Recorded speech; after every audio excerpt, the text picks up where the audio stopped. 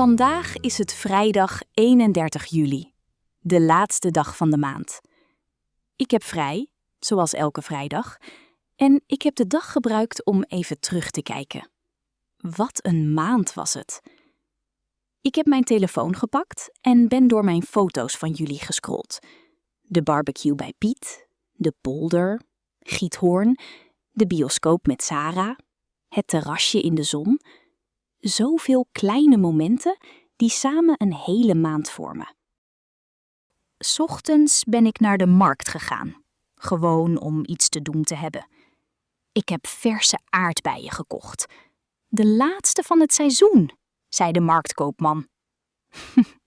Ik heb ze meteen op straat opgegeten, uit het zakje, terwijl ik terugliep naar huis. Onderweg naar huis kwam ik Anneke weer tegen.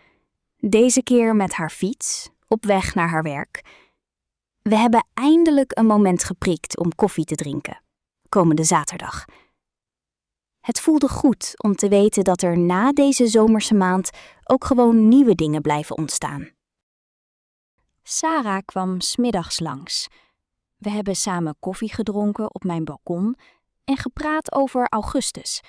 Wat we willen doen, welke plannen er nog zijn. Ze stelde voor om samen een dagje naar het strand te gaan, nu het nog zomer is.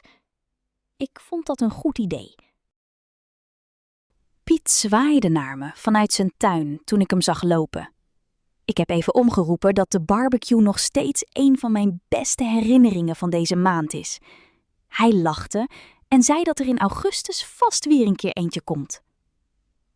'S Avonds heb ik het rustig gehouden. Ik heb wat muziek opgezet, het raam opengezet voor de avondlucht en nagedacht over hoe snel juli voorbij is gevlogen. Morgen begint augustus. Ik ben benieuwd wat die maand brengt.